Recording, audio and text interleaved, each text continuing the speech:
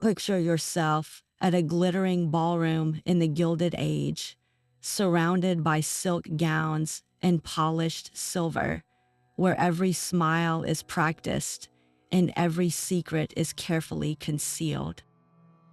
Society photographers moved through these opulent worlds not just as observers, but as trusted confidants, the only outsiders allowed behind the velvet ropes of privilege.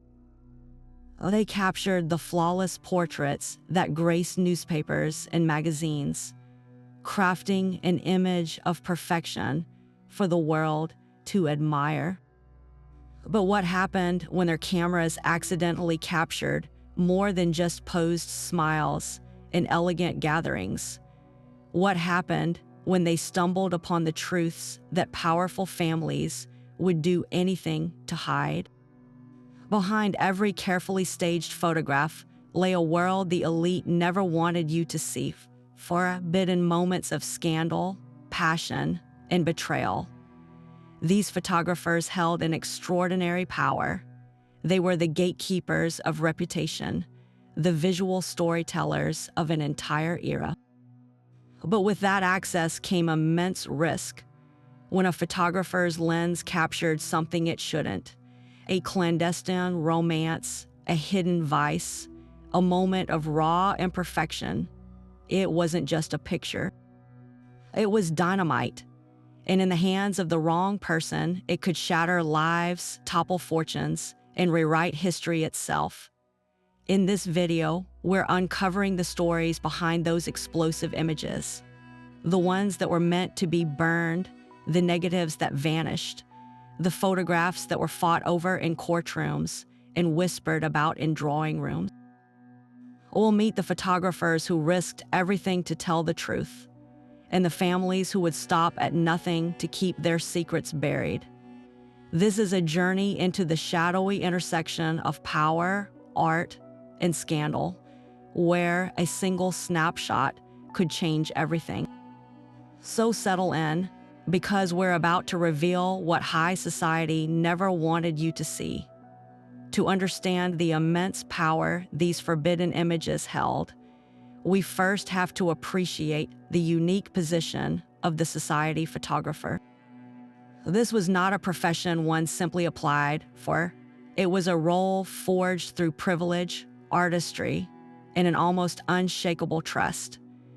In the late 19th and early 20th centuries, as photography evolved from a novel scientific curiosity into a potent medium, it became the ultimate status symbol for the elite.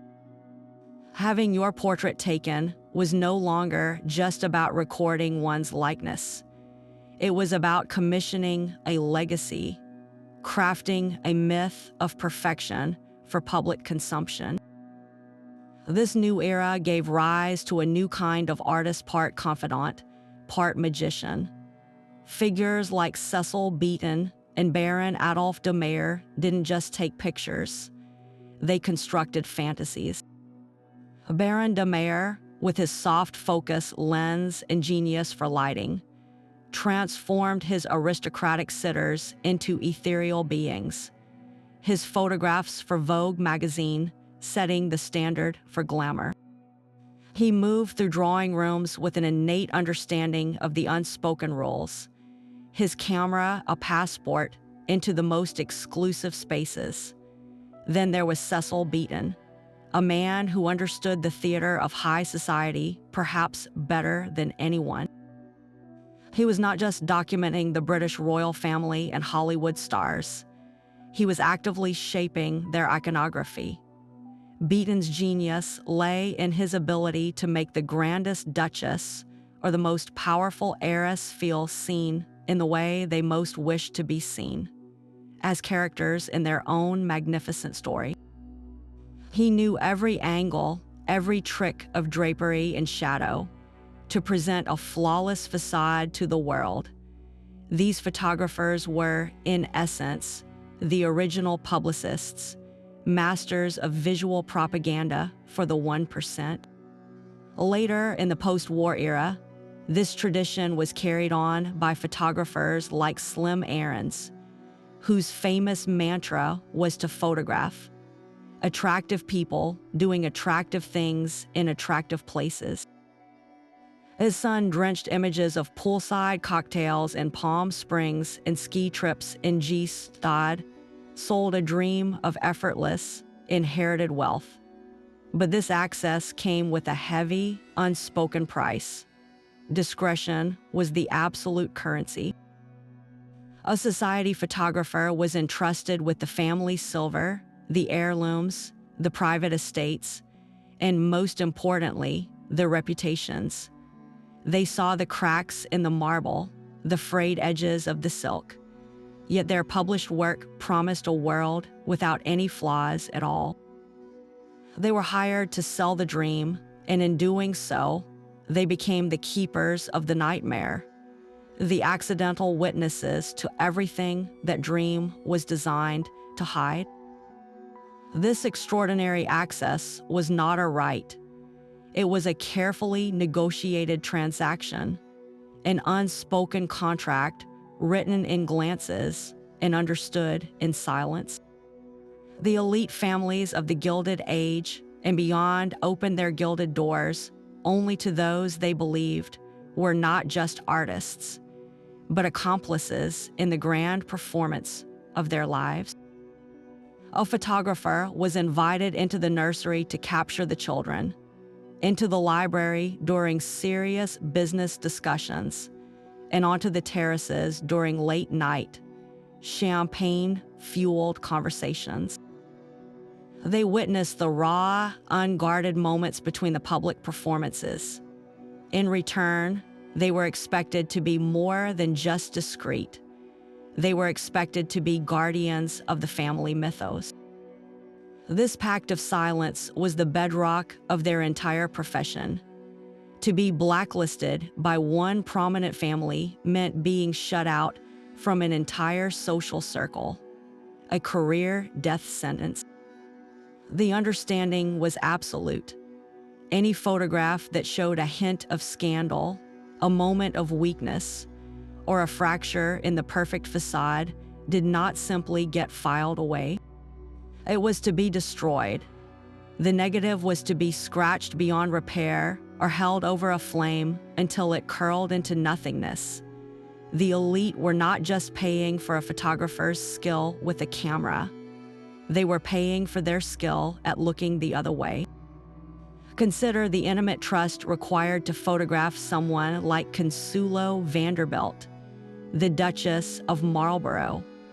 Her famously arranged marriage was a source of immense private sorrow, an open secret in high society. A photographer present at one of her lavish parties might easily capture the fleeting look of profound loneliness in her eyes as she stood apart from the merry crowd, or the cold distance between her and the Duke in an unposed moment. Publishing such an image would have been unthinkable. The photographer's role was to frame out the sadness, to use soft lighting to blur the edges of despair, and to produce a portrait that screamed of ducal bliss rather than whispered of personal tragedy. Their job was to lie beautifully. This system created a strange duality for these artists. In their public portfolios, they displayed images of impeccable elegance and grace. But in their private archives, if they dared to keep them, recited a far more truthful and dangerous record of the era. They became walking repositories of secrets, knowing where the bodies were buried because they had sometimes been asked to photograph the digging. A single kept negative could be a form of insurance, a dangerous secret that gave the photographer a strange kind of power, but also made them a target.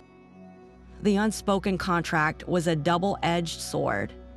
It granted a ringside seat to history, but it demanded your integrity as the price of admission. Of course, the most explosive secrets were often visual dynamite, but the most common transgression was far more subtle. The first and most frequent category of forbidden image was not one of scandal or shame, but of simple human imperfection.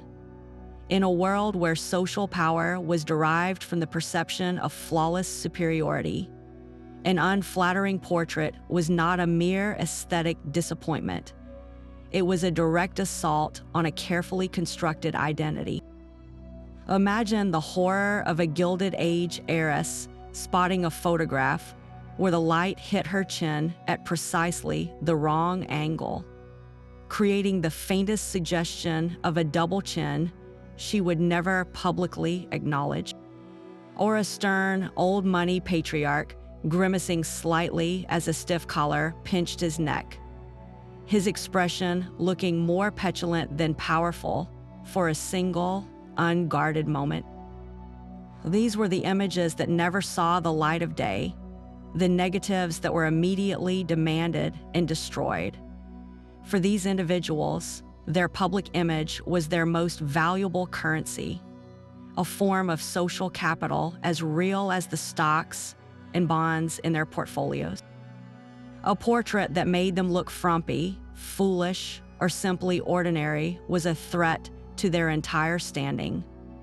This obsession with control over one's likeness was not just vanity, it was a critical business strategy. A marriageable daughter's value on the elite market, for instance, was heavily influenced by her public presentation. A series of elegant, flattering portraits by a known society photographer could elevate her status and attract more promising suitors. Conversely, a single poorly timed shot that captured a strained smile or an awkward posture could become gossip fodder, potentially diminishing her perceived allure.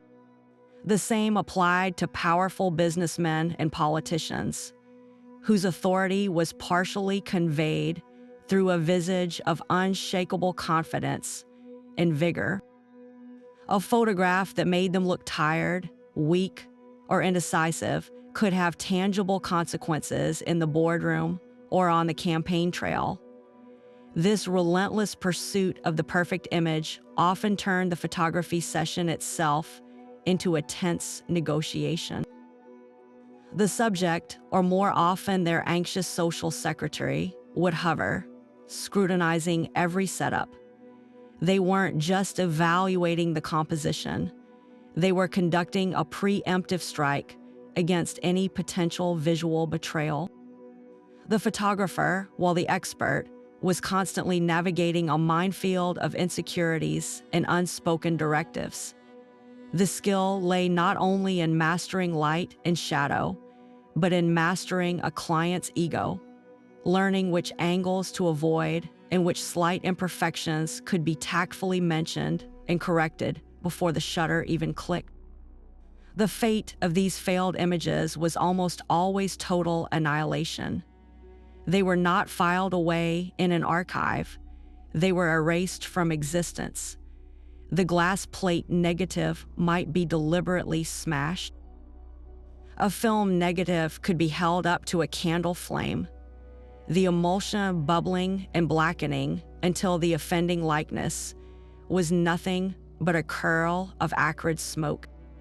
This act of destruction was a ritual of purification, a way for the elite to maintain the illusion that they were not subject to the same physical flaws as everyone else. It was the ultimate expression of their power, the ability to not only control how they were seen, but to literally erase any evidence to the contrary. In doing so, they turned photography from a tool of record into a tool of myth-making, ensuring that only one version of reality, their perfect, polished version, would ever survive for history to see. But beyond the simple vanity of an unflattering angle lay a far more treacherous category of image, the visual evidence of a forbidden romance. In the rigidly structured world of high society, marriage was often a transaction, a strategic merger of fortunes and bloodlines designed to consolidate power and elevate status. Love, or mere passion, was a wild card that could destabilize these carefully engineered alliances, and a single photograph had the power to expose it all. A society photographer, present at a weekend house party or a formal ball, was in a unique position to capture the subtle, unscripted moments that spoke volumes. A lingering glance held a second too long across a crowded room, a seemingly casual touch on a balcony that conveyed intense familiarity, or two figures slipping away from the festivities into the seclusion of a moonlit garden. These were not mistakes of lighting or composition. They were accidental documents of dangerous truth. Consider the potential fallout. A photograph showing a famously devoted husband in a whispered, intimate conversation with another man's wife could unravel years of carefully maintained social standing. For a young heiress, an image captured with a suitor her family disapproved of, perhaps an artist or a journalist deemed unsuitable, could be enough to derail an arranged engagement with a more appropriate aristocratic match. These images were not just embarrassing, they were financial and social threats of the highest order. An exposed affair could lead to public scandal, devastating divorce proceedings, and the loss of fortunes held together by the fragile glue of marital agreement.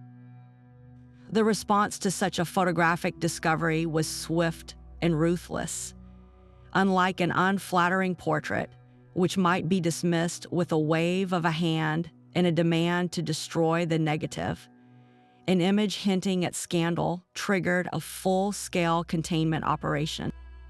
A family's lawyer or a discreet intermediary would often be dispatched to the photographer's studio, not to request, but to demand the surrender of the negative in any prints. The negotiation was never about the artistic value of the work.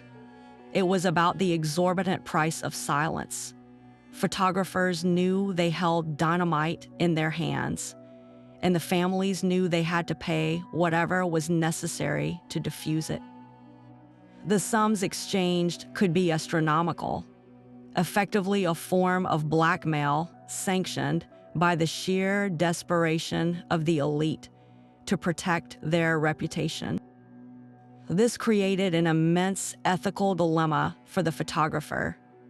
Their entire profession was built on a foundation of trust and discretion, and complying with these demands was part of the unsavory job description. But what if the image revealed a genuine love story trapped by cruel circumstance? What if it showed a person finding a moment of true happiness in a gilded cage of a marriage? The photographer became an unwilling judge, holding the power to either protect a secret that brought someone joy or to enable its suppression for a hefty fee. Most chose the latter, upholding the code of their profession and their own financial security. They took the money, handed over the incriminating evidence, and added another secret to the vault of things they had agreed to forget they ever saw. Yet some of these images, through sheer luck or cunning, survived. They were the ones that slipped through the net, perhaps hidden by a photographer who sensed their historical significance or kept as a form of personal insurance. These surviving photographs are haunting. When we look at them now, we are not seeing the polished myth. We are seeing a stolen moment of authentic human emotion, a look of yearning, a secret smile, a private joke shared between two people in a world that demanded they hide their true feelings. They are fragile, paper thin windows into the hearts of people who were otherwise only ever seen as monuments to their own wealth and social position, reminding us that behind the grand facades, the human desire for connection could never be completely suppressed. Yet the camera's unblinking eye could capture truths far more dangerous than a stray emotion or a secret romance. It could document the slow, silent crumbling of an empire. In the gilded world of old money, financial strain was the ultimate shame, a failure so profound that every resource was marshaled to conceal it. Society's most revered families were built on the unshakable foundation of perpetual wealth. To admit it was fading was to become socially invisible. This is where the society photographer's trained eye became a dangerous instrument, capable of spotting the tiny, telling clues that whispered of impending ruin. Unlike a sudden scandal, financial decay revealed itself slowly, in the subtle erosion of a lifestyle. A photographer returning to a Fifth Avenue mansion for the third year in a row might notice the same grand piano, but see that the oriental rug beneath it was now slightly more frayed at the edges, a small patch of wear that hadn't been there the season before. They might observe that a famed collection of Mason porcelain figurines on the mantelpiece now had a conspicuous gap where a particularly valuable piece had once sat, quietly sold off to settle a debt. These were not accidents of housekeeping. They were silent screams of distress, visible only to someone with a practiced eye for the minutiae of opulence. The most damning evidence was often found in the wardrobe of the women of the house. For an heiress, clothing was her armor and her advertisement. Each season demanded a new collection of Parisian gowns, a public declaration that the family fortune was not only intact, but thriving. To be photographed in a gown from a previous season was a significant faux pas. To be seen in one that had been subtly altered, with new lace added to the cuffs or the bustle restructured to match a dated style, was a catastrophic admission of failure. A society photographer would know this instantly. Their job was to make last year's fashion look current through clever lighting and posing. But they were also the one person in the room who knew the uncomfortable truth they were being asked to visually erase. The response to such a photographic threat was not the panicked, emotional reaction to a romantic scandal, but a cold, calculated campaign of preservation. The family's representative, often a steely-eyed lawyer, would arrive with a proposition that was less a negotiation and more a directive. They wouldn't just pay for the negative, they would pay for the photographer's expertise in fabricating a reality. The assignment would change from documenting an event to constructing a flawless illusion. The photographer might be commissioned for a new, specifically staged portrait session designed to show only the family's remaining symbols of wealth. The same grand piano, now angled to hide the frayed rug. The heiress in a radiant new gown, positioned to draw the eye away from the sparsely populated mantle behind her. This created a bizarre and deeply ironic relationship between the photographer and the subject. The very person hired to tell the truth was now being paid a premium to tell a more convincing lie. They became accomplices in a silent performance, using their artistic skill not to reveal character, but to conceal circumstance. They knew the exact angle to make a room look lavishly furnished instead of sparsely populated, the right light to make a reused gown shimmer like new, the perfect crop to exclude the empty space where a sold-off painting once hung. In these moments, the society photographer was no longer just a chronicler of the elite. They were the restorers of a fading fresco, carefully painting over the cracks before the whole world could see they were there. Their greatest skill became the art of making decay look like eternal bloom.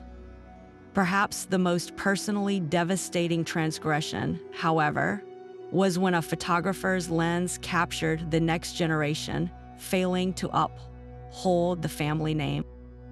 For all the effort spent crafting an image of impeccable elegance and control, nothing threatened the future of a dynasty quite like an heir or heiress behaving badly. These were not images of private sorrow or hidden financial strain. These were snapshots of public rebellion, a willful shattering of the very rules that guaranteed their continued privilege. A photograph of a debutante sneaking a cigarette, an heir visibly drunk and disheveled at a formal ball, or wild children from a supposedly refined family causing chaos at a society event.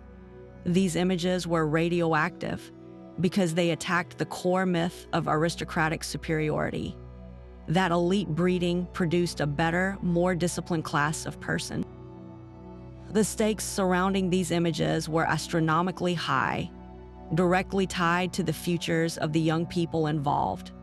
For a debutante, her entire purpose during her inaugural season was to attract a suitable husband from an approved list of eligible bachelors, thereby securing another generation of power and wealth for her family. A single photograph showing her acting in an unladylike manner, laughing too raucously, dancing too wildly, or, heaven forbid, holding a cigarette, could instantly brand her as fast, vulgar, or ungovernable. This was not a minor social misstep. It was a catastrophic devaluation of her worth on the marriage market. Suitors' families, ever cautious about aligning their bloodline with any hint of scandal or poor breeding, would quietly cross her name off their list. Her parents had invested a fortune in gowns, parties, and publicity to launch her. One unguarded moment in front of a camera could render that entire investment worthless. For the young male heirs, the repercussions were just as severe, but played out in the world of finance and power. These young men were being groomed to take the reins of vast business empires, banks, and estates. Their public image needed to convey trustworthiness, sobriety, and sound judgment. A photograph capturing a future captain of industry stumbling out of a nightclub or in a heated, drunken argument could shake the confidence of investors, business partners, and board members. It suggested a lack of discipline and an inability to handle the immense responsibilities that awaited him. The picture didn't just embarrass the family, it actively threatened the stability of the commercial institutions they controlled, making its suppression a matter of corporate urgency as much as personal shame. The methods used to retrieve and destroy these photographs were often far more aggressive than quiet negotiations. While a romantic scandal might involve a lawyer, a rebellious heir's photo would sometimes prompt the intervention of the family patriarch himself, a powerful, furious man used to getting his way. There was no polite haggling over price. There were threats, intimidation, and promises of professional ruin. The photographer was made to understand that their entire livelihood, not just a single payment, was on the line. The negative in every single print were to be surrendered immediately, with the implicit understanding that any copies held back would lead to devastating consequences. The message was clear: you will hand it over, and you will never speak of it again. This intense pressure created an unofficial shadow archive of the Gilded Age and beyond, a lost collection of images that showed the human reality beneath the stifling constraints of obligation. These forbidden pictures would have revealed the immense pressure these young people were under. their desperate acts of rebellion against lives that were meticulously planned without their consent. A photograph of a drunk heir might tell a story of a young man buckling under the weight of expectations he never asked for. A debutante's secret cigarette could be a tiny, defiant act of control in a life where every other choice was made for her. While these images were deemed too dangerous to exist in their time, they would have been the most honest portraits of all, capturing the universal struggle of youth straining against the chains of tradition, proving that even gilded cages could feel like prisons. While a rebellious heir could damage a family's future and a secret romance could destroy a reputation, some photographs possess the power to shake nations and destabilize international alliances. The world of high society and the world of geopolitics were not separate spheres. They were intricately and dangerously intertwined. A lavish ball was as much a political stage as a parliamentary floor, and a society photographer was often the only unbiased chronicler in the room. When their lens captured a political faux pas, the fallout could extend far beyond the drawing room, triggering social exile or even international incidents. For the European aristocracy, every public appearance was a political statement. A duke or a count was not merely an individual. He was a symbol of his family's historic allegiance, a living representative of a national interest that stretched back centuries. A photograph showing a British peer enjoying a conspicuously friendly chat with a German ambassador in the tense years leading up to the First World War could be interpreted as a shocking betrayal. In an era of intense nationalism and complex, shifting alliances, such an image, published in a newspaper, would not just cause gossip. It could be seen as evidence of divided loyalties, prompting outrage from the public and stern questions from the government. The photographer, in capturing a seemingly innocuous social interaction, had accidentally documented a potential act of treason in the eyes of a frightened and jingoistic populace. On the other side of the Atlantic, the new American plutocracy wielded a different kind of power, immense, unfettered wealth. For an American heiress who had married into the European aristocracy, her role was uniquely precarious. She was expected to be a neutral, beautiful ornament, a symbol of a successful transatlantic merger. But these women often brought with them modern ideas, independent spirits, and sometimes strong political opinions. A photograph of an American-born duchess attending a suffragette rally or openly supporting Irish home rule was not just a personal choice. It was a diplomatic hand grenade. Her actions were seen as a reflection of her husband's house. Such an image could embarrass her husband's family, alienate their political allies, and paint a target on their backs from powerful enemies who saw her activism as foreign interference in their domestic affairs. The consequences of these political photographs were immediate and severe. Unlike a hidden romance that could be quietly bought off, a political misstep played out in the harsh light of the public sphere. The punishment was not a private financial settlement, but very public social annihilation. A family caught on the wrong side of a political issue could find themselves abruptly uninvited from the most important events of the season. Their calls would go unanswered, and their boxes at the opera would remain conspicuously empty. This cold shoulder was a death sentence in a world built entirely on social connection, effectively freezing them out of the networks of power and influence that were their lifeblood. For a diplomat or statesman, such a photograph could mean the abrupt end of a promising career, as their government would distance itself from the embarrassment.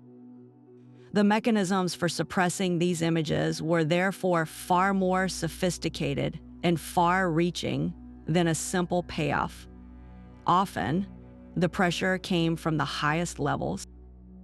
An ambassador's attaché might pay a visit to a newspaper editor, strongly suggesting that publishing a certain photograph would not be in the interest of international harmony.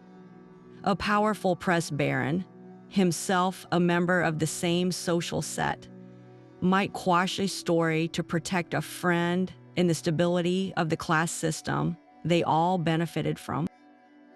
The photographer might find themselves threatened not just with blacklisting, but with legal action under obscure statutes related to national security or sedition. The goal was to make the photograph disappear before it could ever be seen, to erase a moment of political indiscretion so completely that it could be dismissed as a malicious rumor if it ever did surface.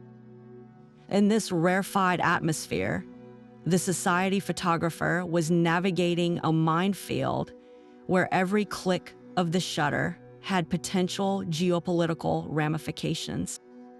They were no longer just artists or confidants. They were accidental intelligence agents, their cameras capturing the unguarded moments where personal sentiment conflicted with public duty.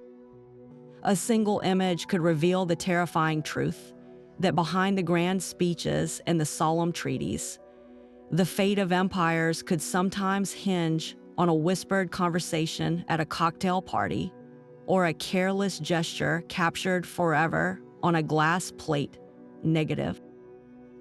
These forbidden photographs remind us that in the highest echelons of power, there is no such thing as a purely social interaction. Every smile is political. Every handshake is a calculated risk. And every camera in the room is a potential witness to history in the making. But the power to erase these dangerous truths was not wielded in the glittering ballroom. It was executed in the hushed, chemical-scented silence of the darkroom.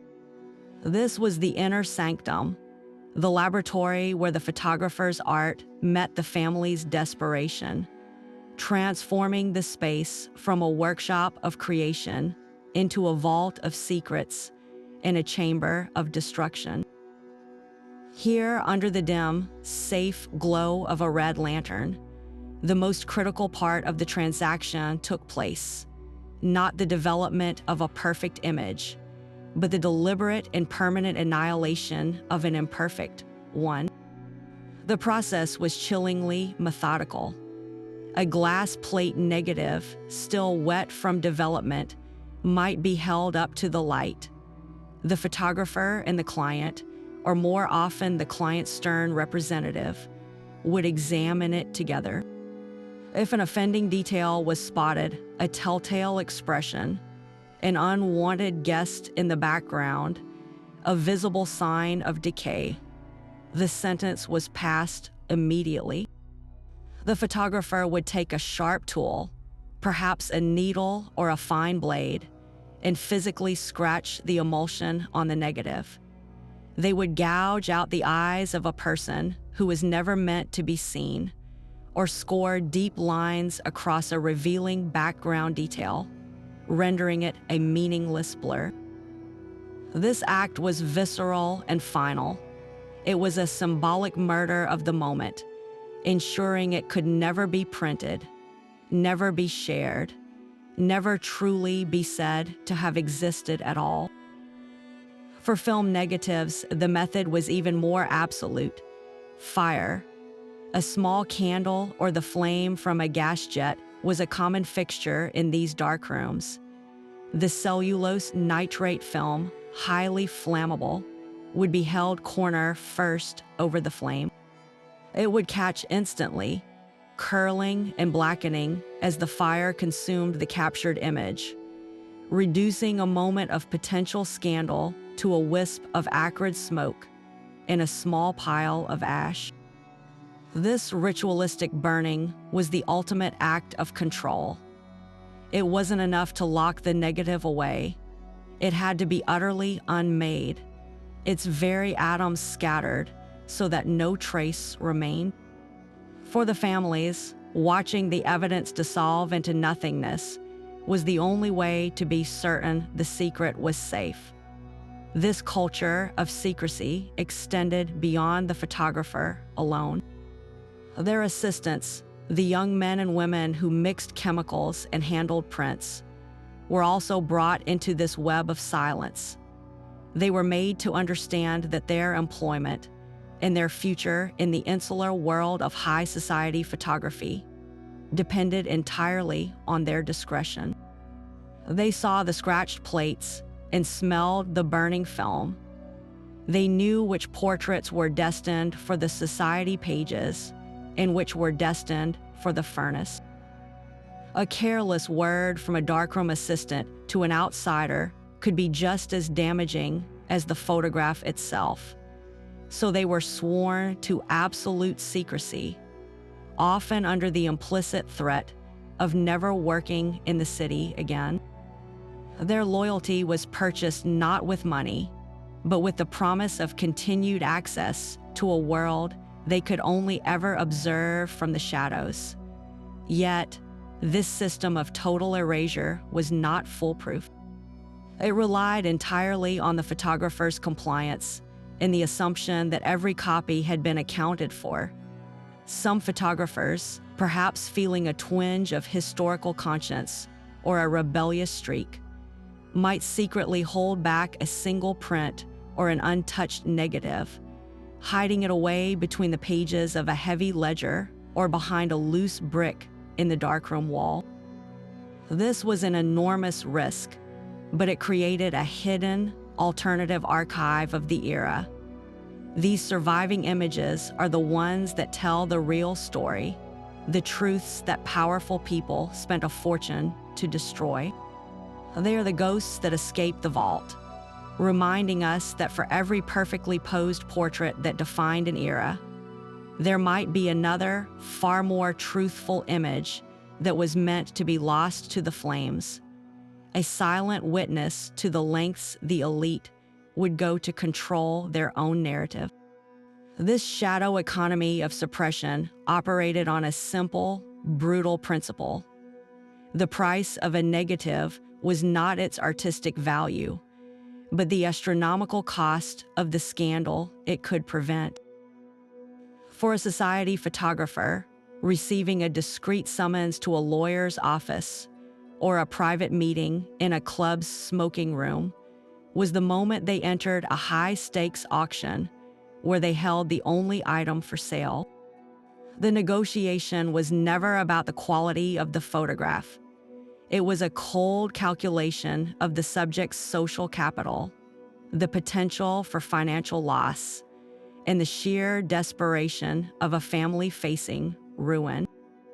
A single glass plate could be worth more than the photographer's entire annual income from legitimate commissions. The bargaining process itself was a masterclass in unspoken communication.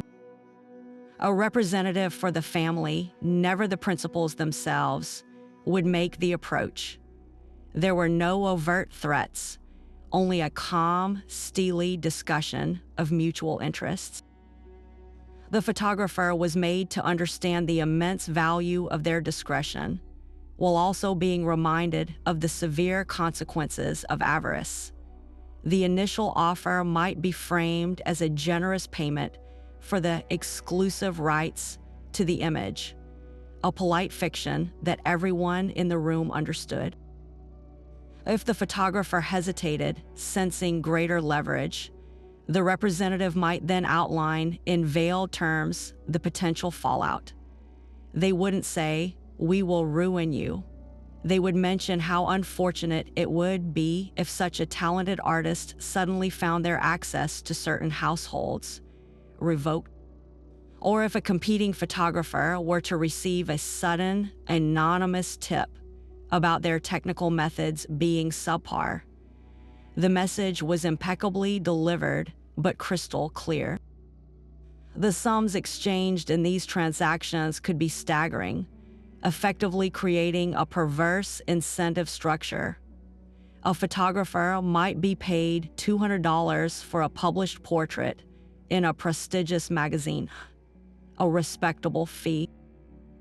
That same photographer could be paid $5,000, a veritable fortune, to surrender the negative of that same subject caught in a compromising position.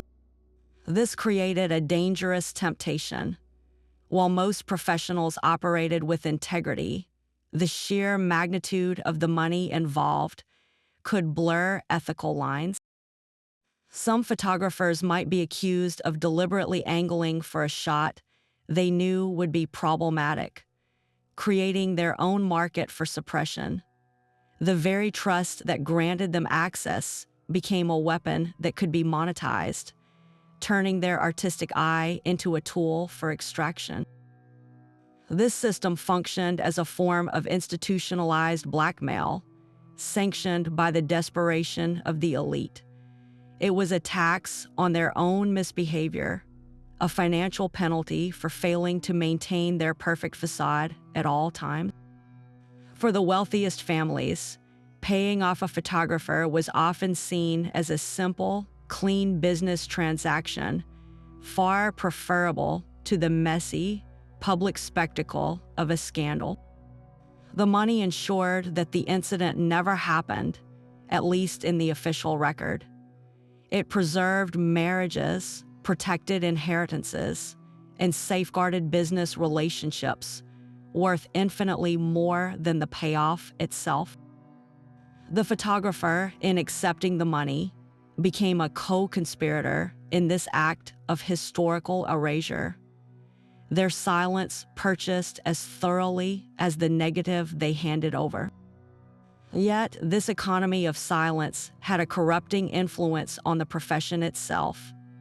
It created a two-tiered system of income: the public fees for their art and the private, vastly larger payments for their discretion. A photographer who became known for being easily reasonable in these situations might find themselves paradoxically in higher demand, seen as a safe pair of hands who understood the game. Conversely, one who ever leaked a suppressed image would be instantly and permanently exiled from the world that provided their livelihood. The entire arrangement reinforced the absolute power of the elite. They could not only control their image, but also commodify the morality of the artists they hired, ensuring that the truth remained a luxury item that only they could afford to bury.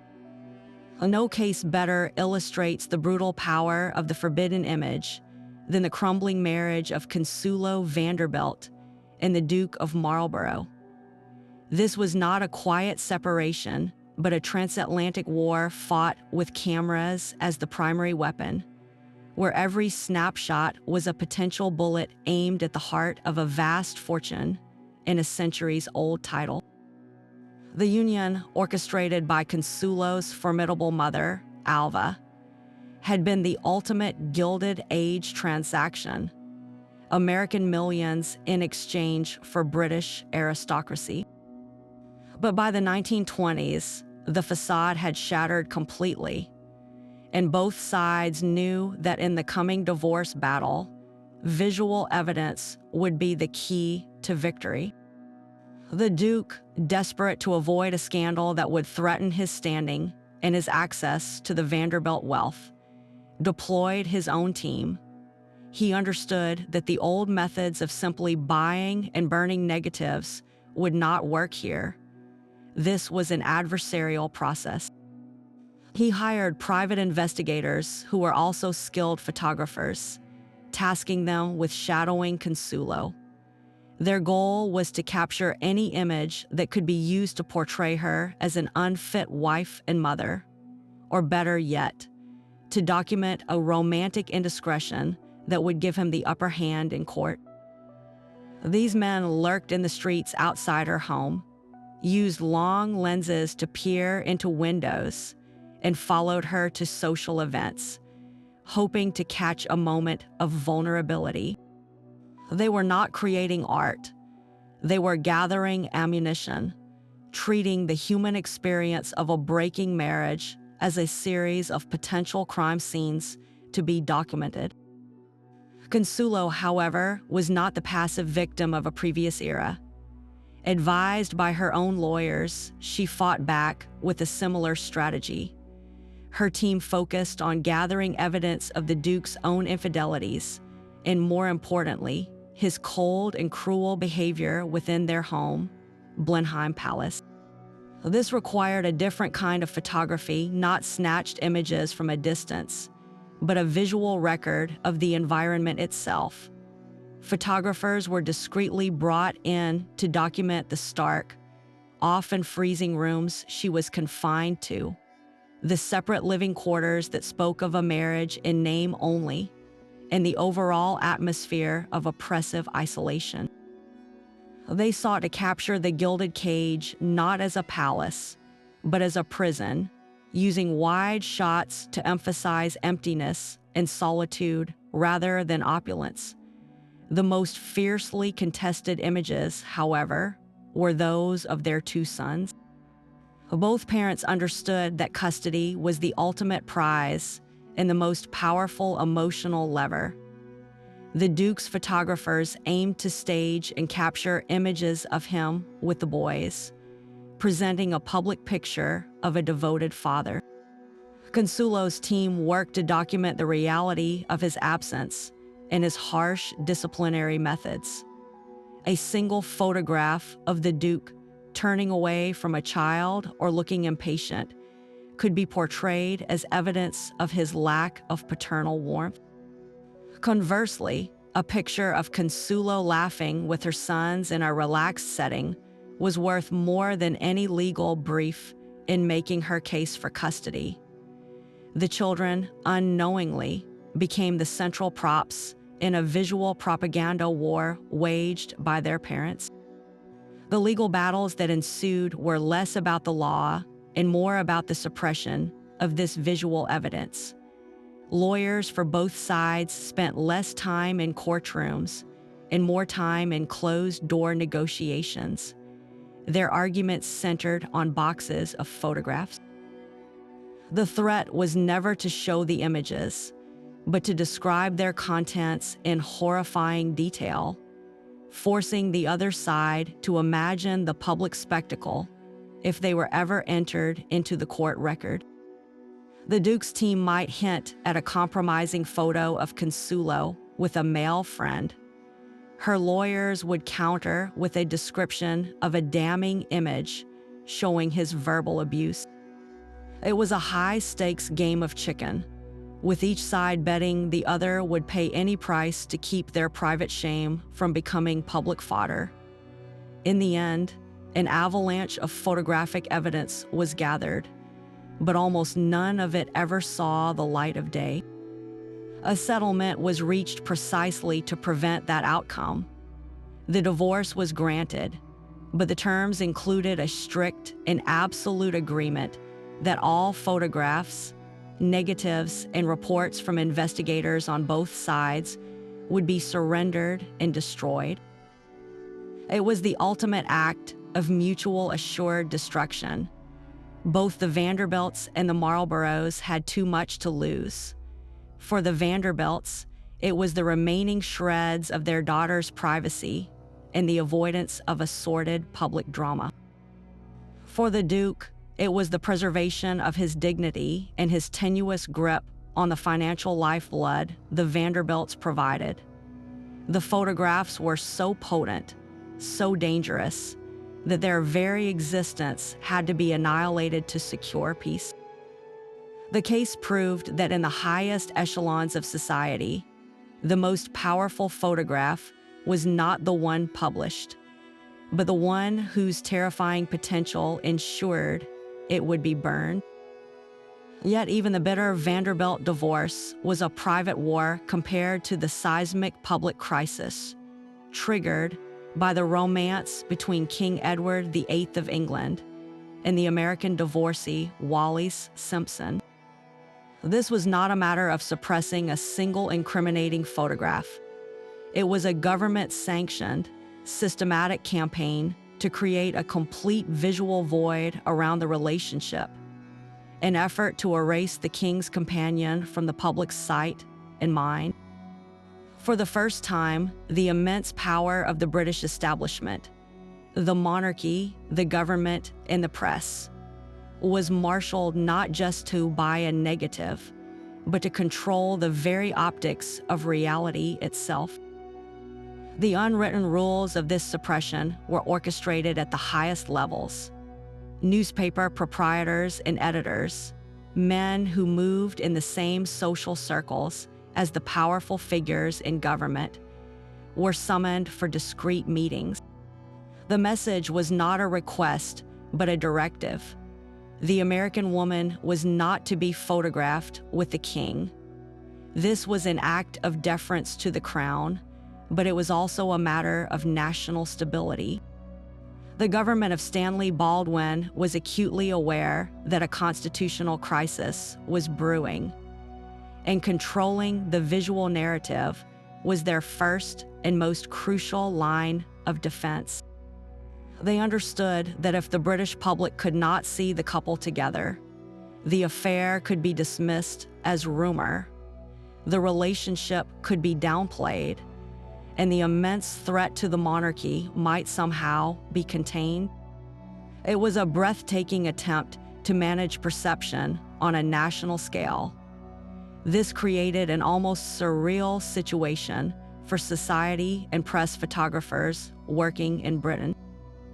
They possessed the most newsworthy images in the world, and they were forbidden from publishing a single one. A photographer might capture the king and Mrs. Simpson leaving a theater, their body language speaking of clear intimacy, only to return to their editor and be told the film was to be shelved indefinitely.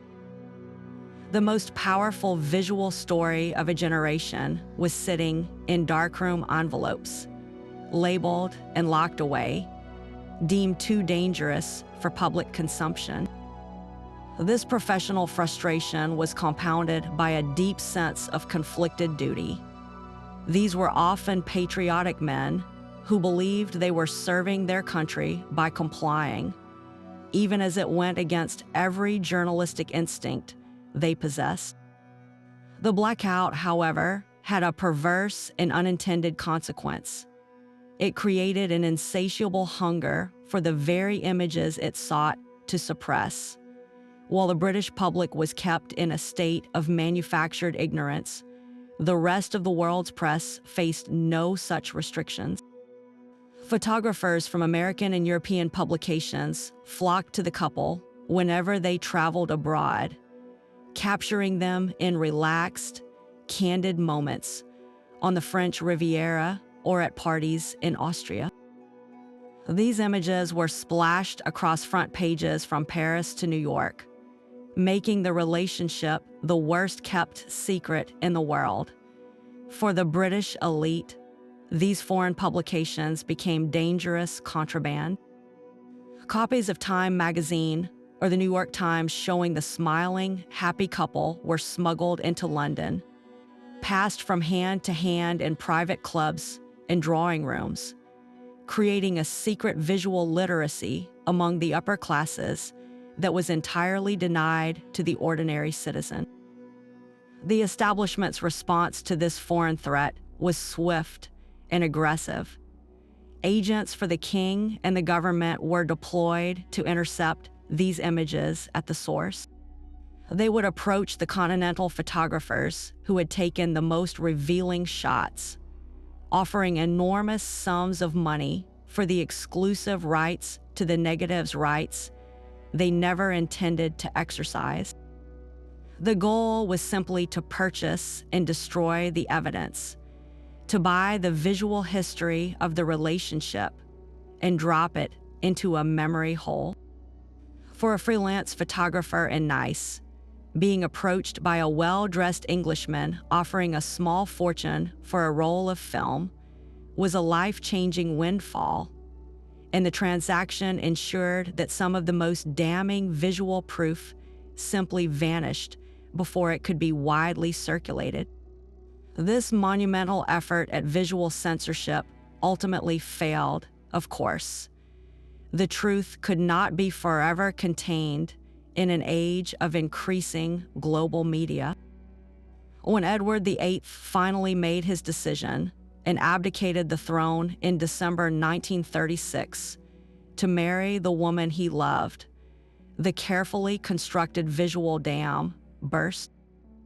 The photographs that had been suppressed for years finally flooded into the British press, not as scandalous exposés, but as illustrations for the most shocking news story of the century. The public, finally seeing the woman for whom their king had given up his crown, was left to reconcile the reality of Mrs. Simpson with the myth of the monarchy. The entire episode stands as the most extreme example of the power a society photograph was believed to hold, so potent that a government tried to outlaw its existence, proving that a single image can indeed threaten to shake the very foundations of an institution 1,000 years old. Yet for all the immense pressure to comply, there were always those who broke the code of silence. Operating on the fringes of high society were a different breed of photographer, the precursors to the modern paparazzi. These men were not interested in crafting a family's legacy. They were entrepreneurs of scandal, and they understood that a forbidden image was far more valuable on the open market than any flattering portrait. Their goal was not an invitation to the next ball, but a hefty payment from a competing newspaper or a gossip sheet hungry for salacious content. This new market thrived on the public's growing appetite for the intimate details of the elite's lives. As literacy rates rose and mass media publications became more widespread, a middle-class audience emerged, fascinated and often resentful of the unimaginable wealth of the upper crust. They didn't want to see another perfect portrait of a duchess. They wanted to see her tripping on the stairs. They wanted proof that behind the diamond tiaras and the grand titles, these people were just as flawed, vulnerable, and messy as everyone else. The early tabloids were more than happy to feed this appetite, paying handsomely for images that the established society photographers would never dare to take, let alone sell.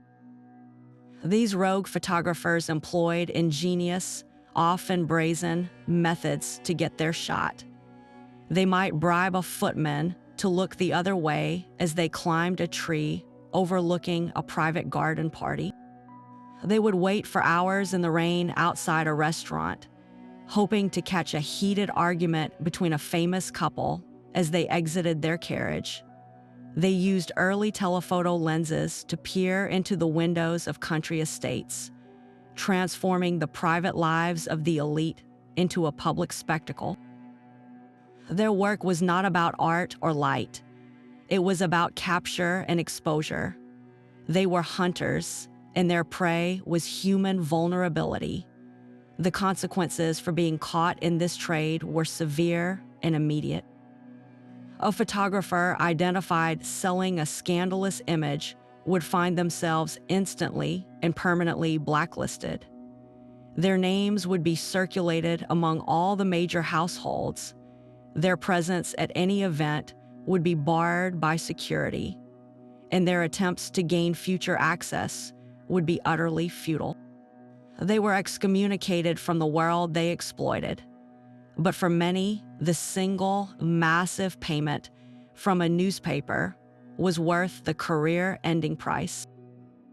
A $5,000 payout from a tabloid could set a man up for life, a far more certain future than a slow accumulation of fees from polite society. This created a fascinating, intense duality within the photography world. The respectable society photographers viewed these interlopers with a mixture of contempt and secret envy.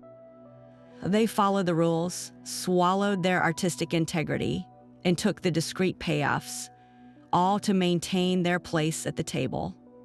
The paparazzi precursors broke every rule, were banished forever, but often walked away with a small fortune for a single afternoon's work.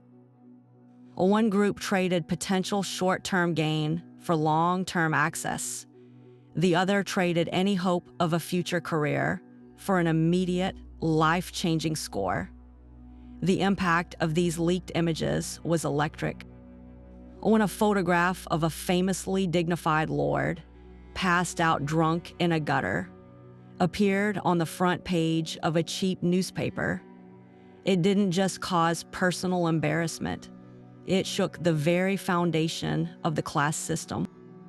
It was visual proof that the elite were not a superior breed, but merely flawed humans with better tailoring and bigger bank accounts. Each published scandal chipped away at the aura of invincibility that these families had spent generations and small fortunes to build.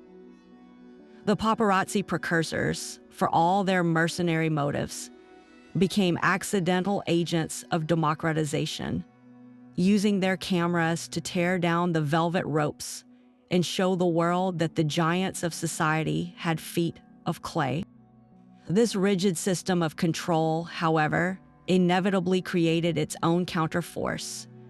For every official rota photographer bound by palace rules, there was an army of unofficial, freelance snappers operating entirely outside the system. These men and women were the wild cards, the photographic outlaws who played by their own rules. While the rota was guaranteed access in exchange for compliance, the interlopers had to fight for every shot, relying on cunning, patience, and sheer audacity. They had no invitations to state banquets or trooping the color. Their domain was the public street, the long lens hidden in a van, and the precarious perch on a distant wall. Their goal was not to document protocol, but to breach it, to capture the moments the palace machine worked so hard to conceal. The contrast between these two groups could not have been starker. The rota photographer was an insider, a quasi-official figure dressed appropriately, speaking in hushed tones, and understanding the precise choreography of a royal walkabout. The unofficial photographer was an outsider, often viewed as a nuisance or a predator. They were the ones who would rent the apartment across from a private garden, or be found wading into the ocean with a waterproof camera housing to get a shot of royals on a speedboat. Where the rota captured rehearsed smiles and coordinated waves, the interlopers sought the unguarded grimace, the private whisper, the candid moment of frustration or fatigue. They weren't selling a myth, they were selling a glimpse behind the curtain. This created a furious, high-stakes cat and mouse game. Palace press officers and royal protection officers were constantly on the lookout for these unofficial snappers, tasked with shielding the family from their lenses. They would hold up umbrellas to block sightlines, position aids to physically obscure the view, or even directly confront photographers they knew were not part of the sanctioned pack. For the freelancers, success meant not just a great photograph, but outsmarting one of the most sophisticated security and media operations in the world. A single clear image of a royal child playing on a beach, taken from a kilometer away with a powerful telephoto lens, could be sold to an international magazine for a sum that dwarfed a Rhoda photographer's annual salary. The relationship between the two groups was a complex mixture of professional contempt and grudging respect. The Rhoda photographers, secure in their access but constrained by their rules, often looked down on the paparazzi as vultures who degraded the profession. Yet, they couldn't help but envy the freedom of the freelancers to chase the truly explosive shot, the one that would break the internet, not just illustrate a polite news agency report. The interlopers, in turn, saw the Rhoda as tame courtiers, palace pets, who had traded their artistic souls for a front row seat to the most boring parts of the show. They believed they were the ones capturing the real story, however inconvenient it was for the institution. This ecosystem of official and unofficial image makers created a complete, if fractured, visual record of modern royalty. The Rhoda provided the official portrait, the clean, approved narrative for the history books. The paparazzi and freelance snipers provided the marginalia, the footnotes, the messy human details that the palace preferred to edit out. Together, their work tells two different stories happening simultaneously. The story the monarchy wants to tell, and the story that is constantly, relentlessly happening just outside the frame. One group was paid to look and then look away. The other was paid to never, ever stop looking. For the American heiresses who crossed the Atlantic to marry into the fading European aristocracy, photography was not a luxury. It was an essential weapon in a high-stakes battle for legitimacy. These young women with last names like Vanderbilt, Whitney, and Astor arrived with dowries that could shore up crumbling castles and restore dwindled fortunes, but their new titles, Duchess, Princess, Countess, often felt borrowed. To cement their place in these ancient lineages, they needed to project an image of effortless, inherited grace, as if their bloodline was as blue as their husband's. They couldn't just be rich. They had to look the part, and they turned to the society photographer as their most crucial collaborator in manufacturing that reality.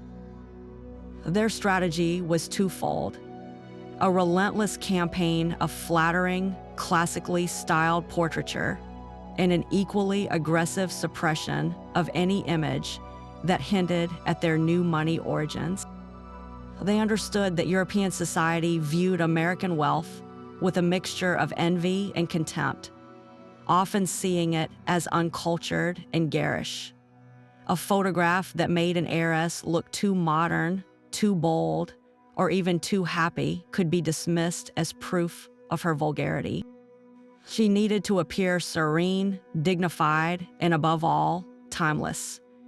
To achieve this, they commissioned photographers like Cecil Beaton and Edward VIII to create portraits that echoed the old master paintings hanging in their new husband's ancestral halls.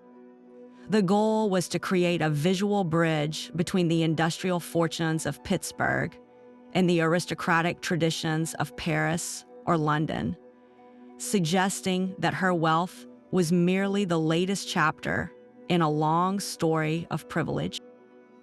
The details in these portraits were meticulously curated to signal old-world sophistication.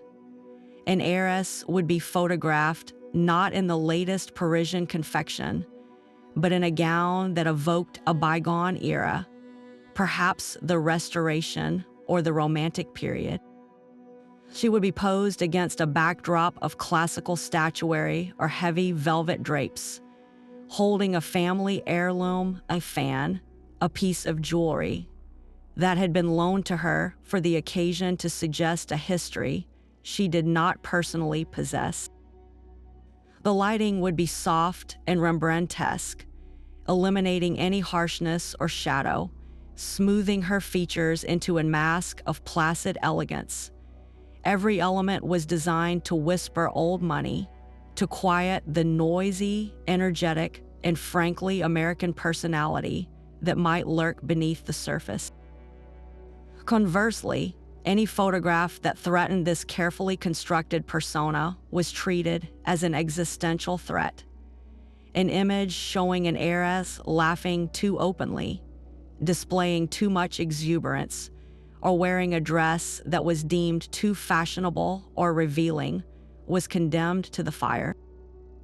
These moments of genuine emotion or modern flair were seen as dangerously gauche, a reminder that her fortune was recently earned, not inherited. The greatest fear was a photograph that made her look like she was trying too hard, over-jeweled, overly ornate, or posed in a way that Europeans would deem theatrical. Such an image could confirm every snobbish prejudice and isolate her within the very society she had paid so much to enter. The management of this image was a full-time operation, often overseen by the heiress herself or a trusted social secretary. They maintained approved lists of photographers and provided detailed briefs on the desired aesthetic. After a sitting, they would personally review the contact sheets or glass plates with a critical eye, scrutinizing every shadow and expression. A slight tilt of the head that could be misconstrued as haughty, a smile that seemed too knowing, a background that appeared too ostentatiously luxurious. All were grounds for the negative's immediate destruction. This ruthless editing created a public persona that was more sculpture than snapshot, a flawless, polished ideal designed to silence critics and command respect.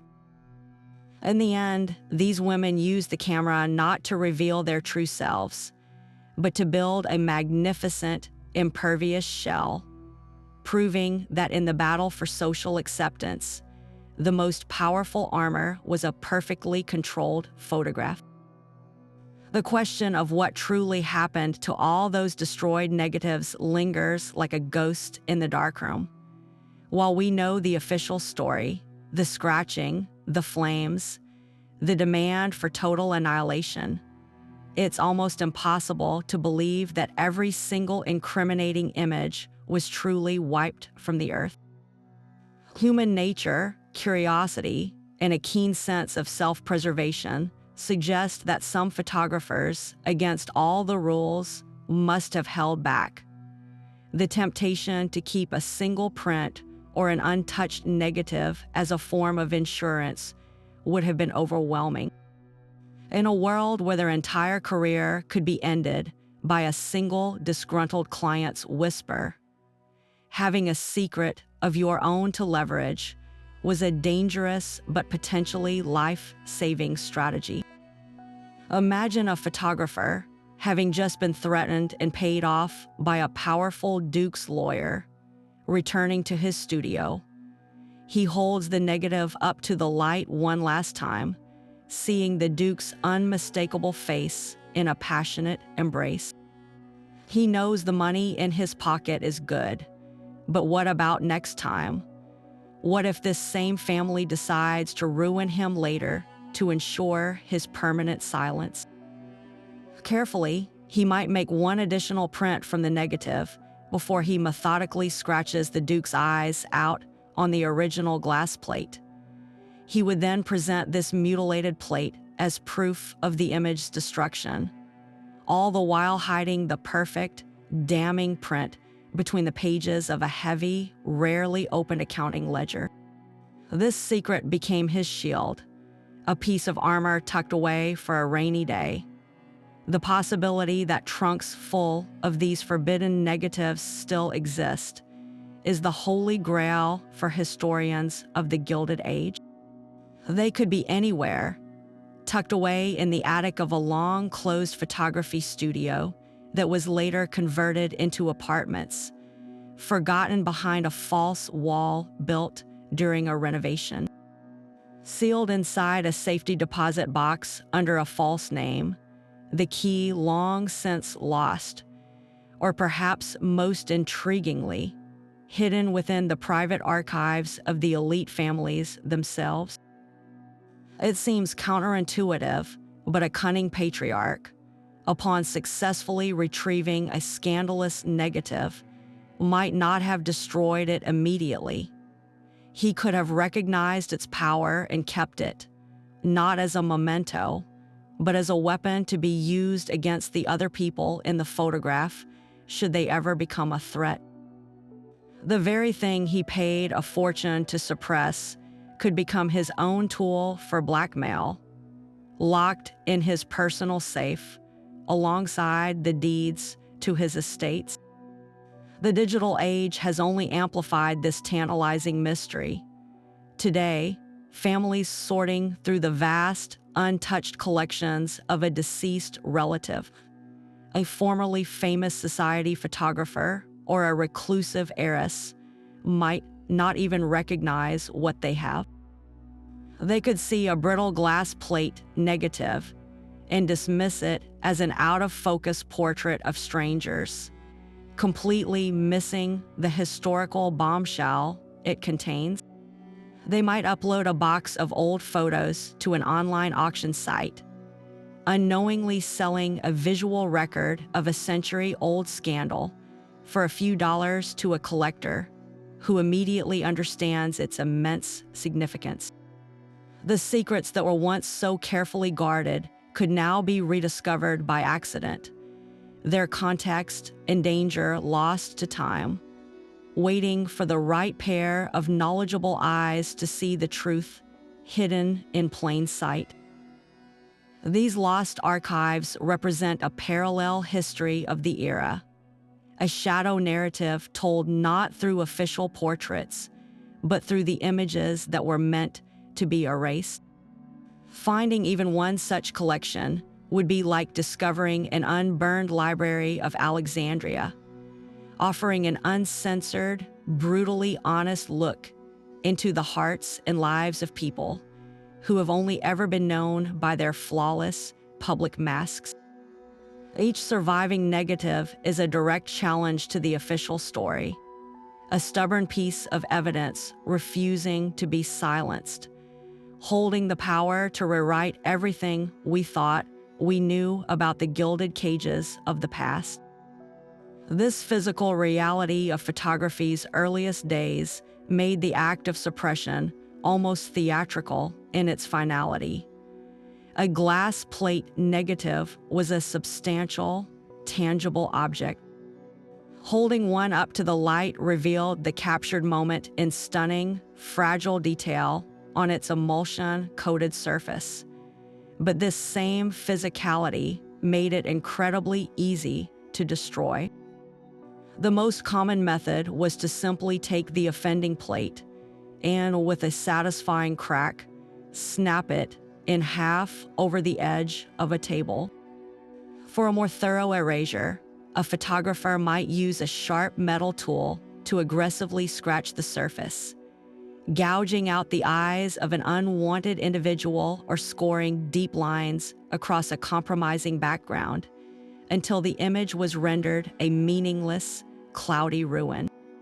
The act was visceral and symbolic. It wasn't just deleting a file. It was a physical murder of the moment, ensuring it could never be printed, never be shared, never truly be said to have existed at all. The darkroom itself became a chamber of secrets and destruction. Beyond the chemical baths for development, a small candle or gas jet was a standard fixture, its flame not for illumination, but for annihilation. For the more modern cellulose nitrate film, which was highly flammable, fire was the preferred tool. A photographer or a client's representative would hold the corner of the negative over the flame. It would catch instantly, curling and blackening as the fire consumed the captured scandal, reducing a potential empire-shaking image to a wisp of acrid smoke in a small pile of ash on the floor. This ritualistic burning was the ultimate guarantee. It wasn't enough to hide the negative. It had to be utterly unmade, its very atoms scattered so that no trace remained. This all changed with the invention and mass adoption of smaller, more flexible film formats, most notably 135mm roll film. This technological leap didn't just make cameras more portable. It completely revolutionized the entire economy of secrecy. A roll of film was small, lightweight, and could hold dozens of exposures. A photographer could now take a rapid sequence of shots without the cumbersome process of changing large glass plates, dramatically increasing the odds of capturing a spontaneous, unguarded moment. But more importantly, this new format changed the game of suppression. A single, incriminating negative was no longer a large, obvious glass sheet. It was a tiny, frame-sized strip of celluloid that could be easily palmed, slipped into a pocket, or tucked inside a book. This new portability empowered both sides of the secrecy battle. For the elite trying to control their image, it became harder to be certain they had retrieved every copy. A photographer could claim an entire roll was surrendered while having already snipped out the most damaging frame and hidden it away. Conversely, for the new breed of paparazzi and scandal-hungry photographers, the small film format was a gift. It allowed for faster, more discreet shooting. They could quickly eject a roll of captured contraband and hand over a decoy or blank roll if confronted, all while the real evidence was safely hidden on their person. The physical act of controlling images shifted from the definitive smash of glass to a much more uncertain game of hide and seek. This evolution in technology demanded an evolution in secrecy methods. Simply burning a single negative was no longer sufficient when dozens of copies could be made from a tiny original. The elite and their representatives began investing in advanced security to protect their visual privacy. Personal safes, once used for jewelry and important documents, now became archives for dangerous negatives, purchased back from photographers at great expense. These weren't just for storage, they were for quarantine, isolating a visual threat behind hardened steel and complex locks. The most powerful families and even royal households established their own in-house darkrooms, cutting out the external photographer altogether. Trusted staff would develop and print the images within the secure confines of the estate, ensuring that the entire process, from capture to final print, never left their controlled environment, turning the entire art of photography into a closely guarded domestic secret. When a discreet payoff or a physical threat failed to secure a negative, the elite had a far more formidable weapon in their arsenal: the full weight of the legal system. They understood that a lawsuit could be even more effective than a flame at destroying a dangerous image, as it could obliterate not only the specific photograph, but also the photographer's entire career and financial stability. This legal strategy was not about seeking justice. It was a calculated form of intimidation, designed to bankrupt and silence anyone who dared to challenge their control over the public narrative. The courtroom became the final, most respectable battlefield in the war over forbidden images. The most common legal claim was an assertion of copyright ownership. A wealthy family's lawyers would argue that any photograph taken on their private property during an event they hosted was essentially their intellectual property. They might claim that by inviting the photographer onto their estate, they had effectively commissioned the work and therefore held the rights to all resulting images.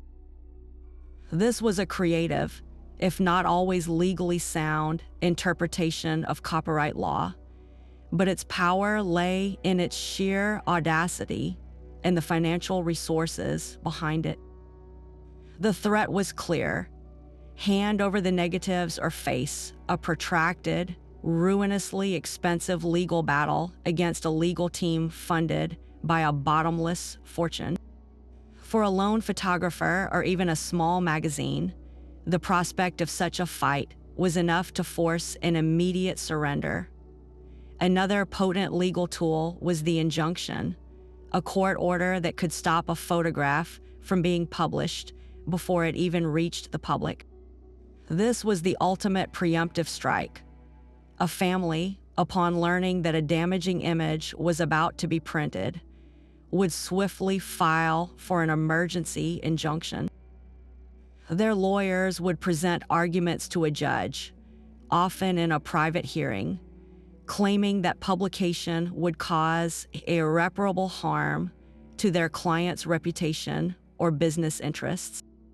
The standards for granting such an order were high, but a convincing argument from a high-powered attorney representing a prominent name could often persuade a judge to err on the side of caution. An injunction didn't just delay publication. It created a legal limbo where the image could be tied up in court for years, its newsworthiness fading until it was ultimately worthless. The process itself was the punishment. Invasion of privacy laws also became a key weapon, though these were often difficult to prove. The legal concept of a right to privacy was still emerging during the Gilded Age, but that didn't stop powerful plaintiffs from using it as a cudgel.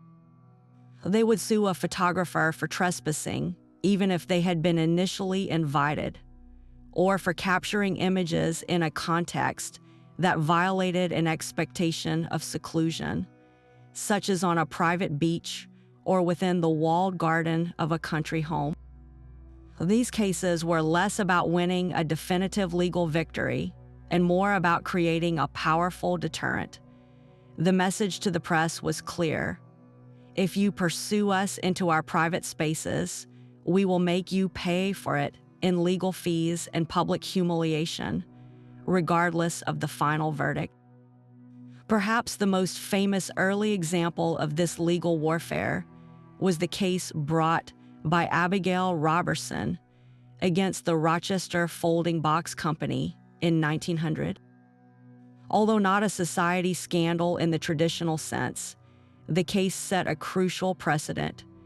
Robertson, a young woman, sued after the company used her likeness without permission on thousands of bags of flour. The New York Court of Appeals initially ruled against her, stating no right to privacy existed in state law, but the public outcry was so fierce that the New York State Legislature passed the first privacy statute in the country just 2 years later. The elite took careful note. The law now provided a formal, respectable avenue to attack unwanted publicity. They could frame their desire to suppress a scandalous photo not as a cover-up, but as a defense of their fundamental right to be left alone, an argument that played well in court and in the court of public opinion. These legal battles were almost always asymmetrical warfare. A photographer or a newspaper publisher facing down a lawsuit from a Vanderbilt or in a store was not just fighting a legal claim. They were fighting an institution.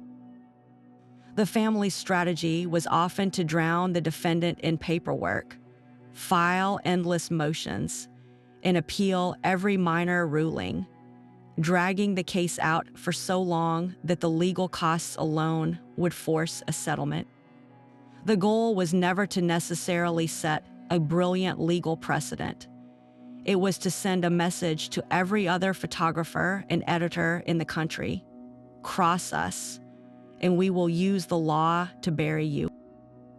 This created a chilling effect, where publishers would often kill a story at the mere rumor of a potential lawsuit, fearing the financial annihilation that would follow even if they were ultimately in the right. In this way, the law became the most elegant and effective tool of all for ensuring that the secrets of the powerful remained forever in the dark. This relentless scrutiny from both official and unofficial lenses created a profound and lasting psychological shift within high society. The constant awareness that a camera could be lurking anywhere at any moment transformed the very way these individuals experienced their own lives. It bred a deep-seated paranoia that seeped into the most intimate corners of their existence, turning every room, every garden, every casual gathering into a potential stage. The goal was no longer merely to avoid scandal, but to perform an idealized version of oneself so flawlessly and consistently that even a snatched, candid photograph would reveal nothing but perfection.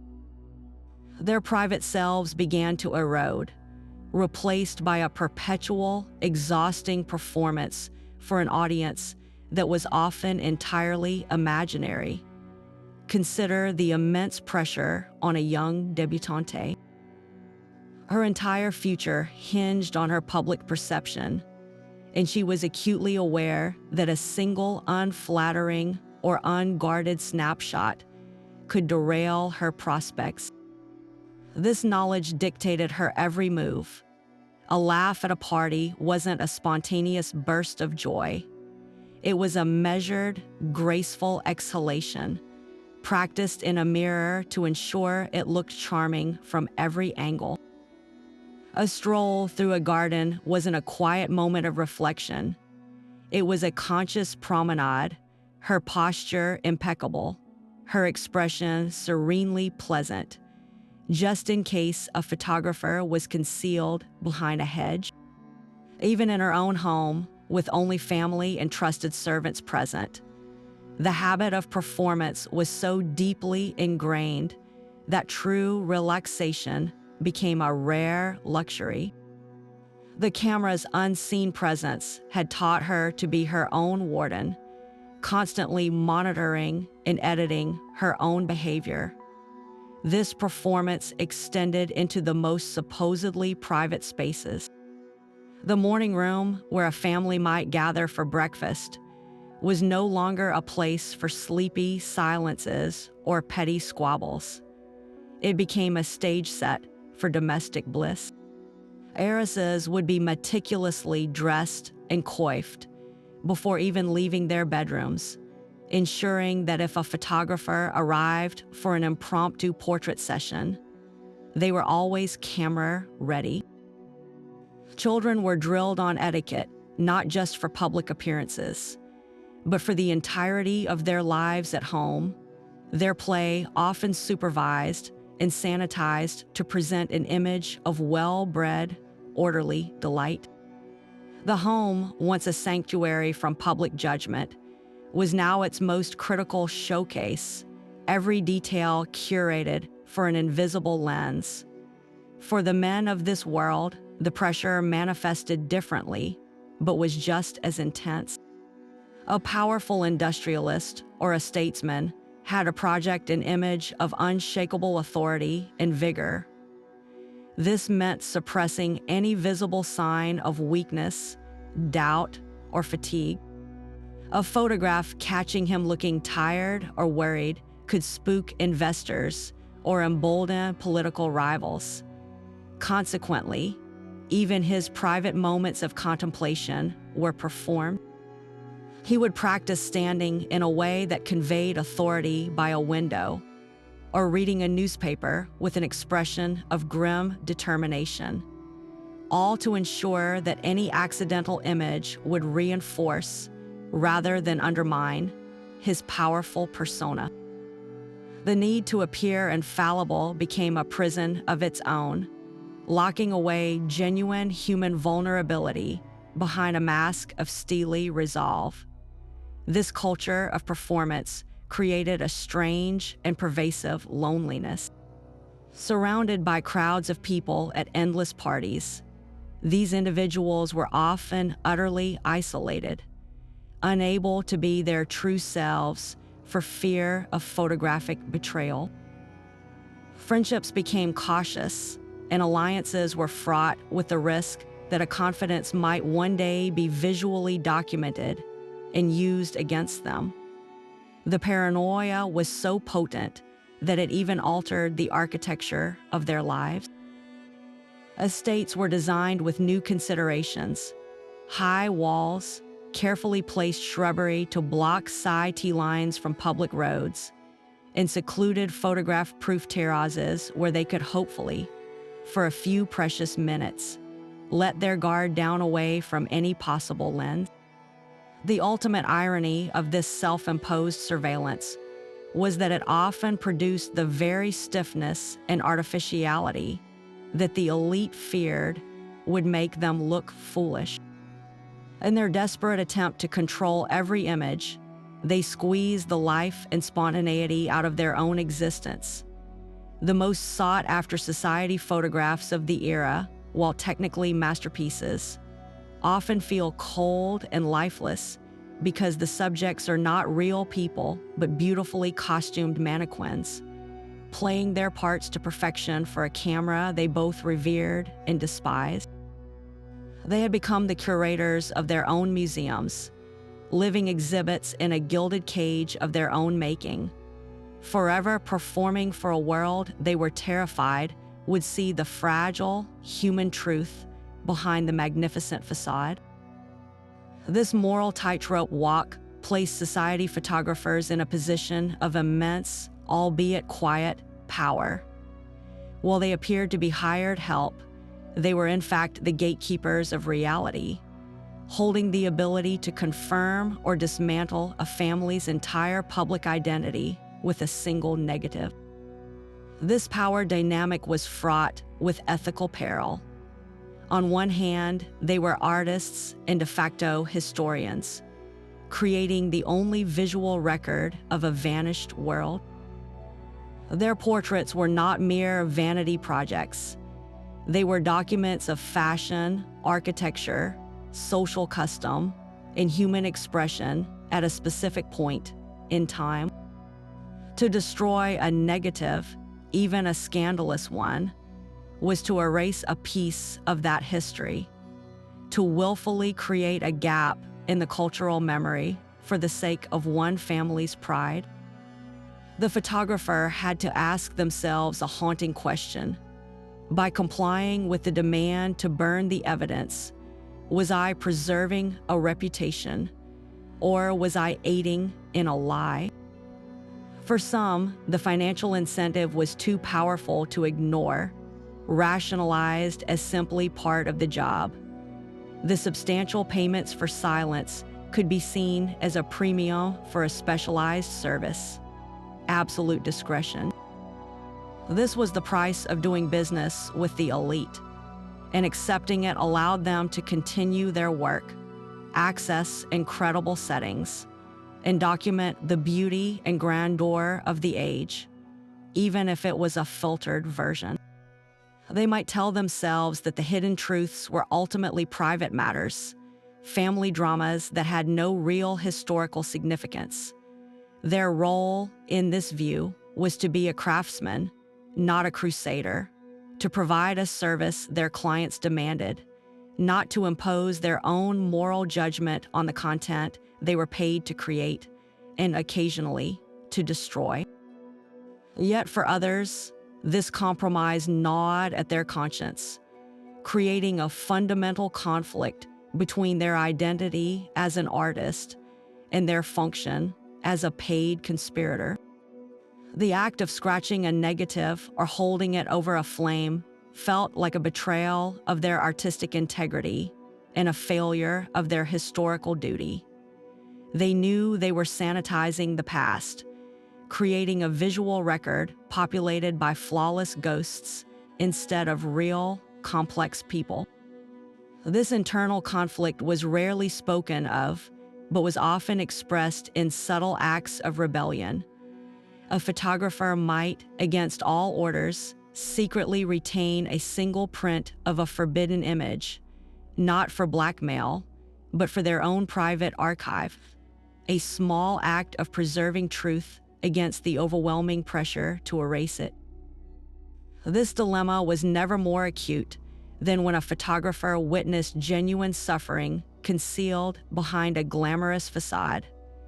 Documenting a young heiress like Consuelo Vanderbilt, whose eyes betrayed a profound loneliness even at the most lavish ball, created a painful choice. The artist in them wanted to capture that poignant truth, that human story of isolation within opulence. But the professional understood that the family was paying for a myth of ducal bliss, not a psychological portrait. To publish such an image would be a brutal violation of trust, but to destroy it felt like being complicit in silencing her reality. In these moments, the camera became a heavy burden, its lens forcing the photographer to choose between being a faithful chronicler of their time and a loyal servant to the powerful people who employed them. The meticulously constructed walls of secrecy that had protected the elite for generations did not fall in a single dramatic collapse. Instead, they began to crumble in the decades following the Second World War, eroded by a powerful tide of social change, technological advancement, and a new, less deferential spirit in the media. The old world, with its rigid hierarchies and unspoken codes of silence, had been physically and psychologically shattered by the conflict. In its place emerged a society that was more skeptical, more curious, and far less willing to accept the curated perfection of the upper classes at face value. This cultural shift created an environment where the forbidden image could no longer be so easily contained, and the society photographer's role as a gatekeeper was forever transformed. A crucial factor in this breakdown was the fundamental change in the press itself. The post-war era saw the rise of a new breed of journalist and editor who were far less enamored with the aristocracy and far more interested in holding power to account.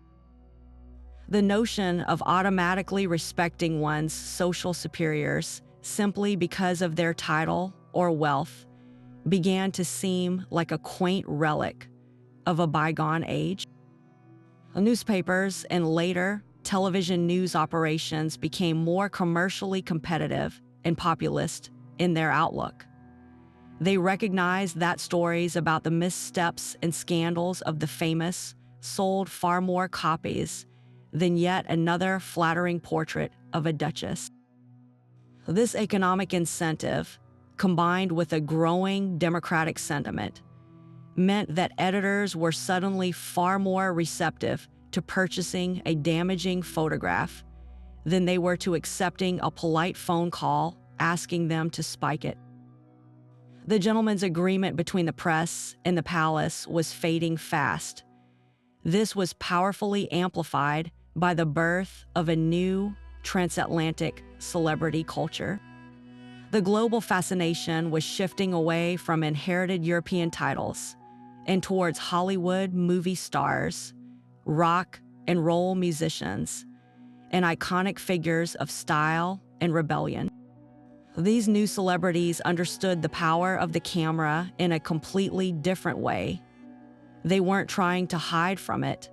They were learning to master it for their own benefit, trading controlled access for publicity. A carefully managed, semi-candid photo of a star like Elizabeth Taylor or Frank Sinatra could generate priceless media coverage. This new relationship was a transaction, not a supplication. It completely upended the old model where the subject held all the power, demonstrating that imagery could be a tool for building a brand, not just for protecting a reputation. The elite could no longer claim a monopoly on fame, and their secrets suddenly seemed less sacred and more like juicy gossip. The tools of the trade were also evolving in ways that made control nearly impossible. The development of smaller, faster, and more reliable cameras, coupled with more sensitive film that could shoot in lower light, gave photographers unprecedented freedom and mobility. The paparazzo, named after the buzzing insect in Fellini's film La Dolce Vita, became a permanent fixture on the landscape of fame. These were not the esteemed society portraitists of old. They were aggressive freelancers who made their living by ambushing their subjects, using long telephoto lenses to invade private spaces, and rushing their film to the highest bidder. For them, a photograph of a prince in a moment of anger or an heiress in tears wasn't a social transgression. It was a paycheck. They operated entirely outside the old systems of trust and blacklisting, immune to the threats that had once cowed their predecessors because their market was the entire world, not a closed circle of Manhattan or Mayfair hostesses. Perhaps the most significant blow to the old order came from the rising power and respectability of photojournalism. Magazines like Life and Look sent photographers into war zones and into the heart of social struggles, celebrating the raw, unvarnished truth their images conveyed. This new ethos celebrated the capturing of real life with all its messiness and emotion. A perfectly posed, flawlessly lit society portrait began to look stiff, artificial, and even dishonest next to a searing photograph from the front lines of the civil rights movement or the poverty of Appalachia. The cultural value of a photograph was now measured by its truth and emotional impact, not by its flattery or its ability to reinforce social hierarchies. In this new visual language, the very thing the elite had spent fortunes to suppress genuine human emotion, whether it was joy, anger, or sorrow, was now the most sought-after quality a picture could possess. The gleaming ballrooms of the Gilded Age may have given way to the glowing screens of our smartphones, but the fundamental human drama of image control hasn't changed a bit. We've simply traded the society photographer's darkroom for the digital airbrushing of Photoshop, and the discreet payoff for the ironclad non-disclosure agreement. Today's influencers, celebrities, and even politicians are the new aristocracy, and their Instagram feeds are the modern equivalent of the society pages, a meticulously curated gallery of perfection designed to project an idealized life. Consider the parallels. A Vanderbilt heiress once spent hours with a portraitist like Cecil Beaton, carefully selecting her gown, her posture, and the background to convey an aura of timeless elegance and effortless wealth.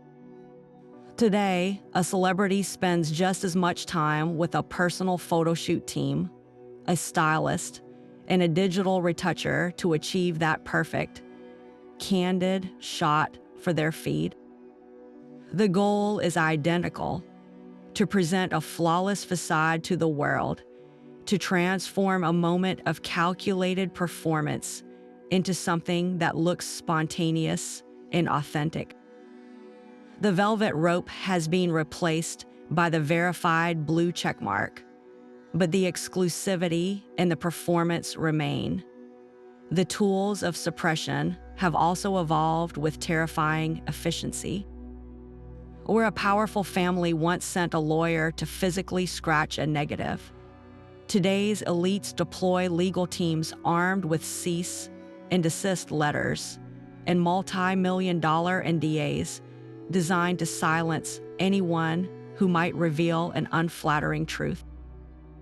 A staffer who snaps a behind-the-scenes photo at a chaotic product launch, or a disgruntled employee who witnesses a celebrity's private meltdown can be threatened with financial ruin for even thinking about leaking the evidence. The modern darkroom isn't a chemical-scented room. It's a digital vault protected by lawyers and password-protected cloud storage, where unapproved images are deleted with a keystroke instead of a flame. Yet, just as in the past, the very tools used to create perfection can also become the source of its unraveling. The paparazzi of the 1960s, with their telephoto lenses, have been replaced by every person with a smartphone camera. A fan's quick video from a concert can capture a star's off-key note or a moment of irritation, instantly broadcasting a crack in the polished persona to millions. The democratization of the camera means that the controlled, official narrative is constantly under assault from 1,000 different angles, any one of which can shatter the illusion in an instant. We are all now potential society photographers, and we are all potential paparazzi. This constant pressure to perform creates the same psychological strain it did a century ago.